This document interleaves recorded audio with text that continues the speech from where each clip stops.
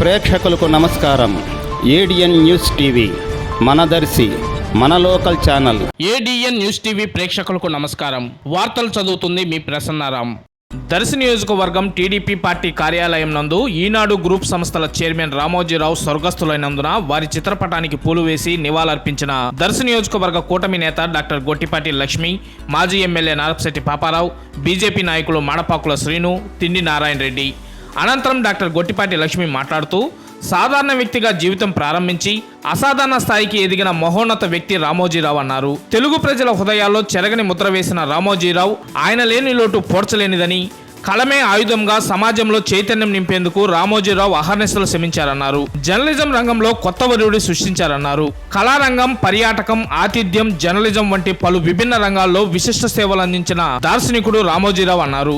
రామోజీరావు ఇక లేరన్న వార్త బాధేస్తుందని, ఆయన పవిత్రాత్మకు శాంతి చేకూరాలని కోరుకుంటూ వారి కుటుంబ సభ్యులకు నా ప్రగాఢ సానుభూతి తెలుపుతున్నానని ఆమె ఈ సందర్భంగా తెలిపారు.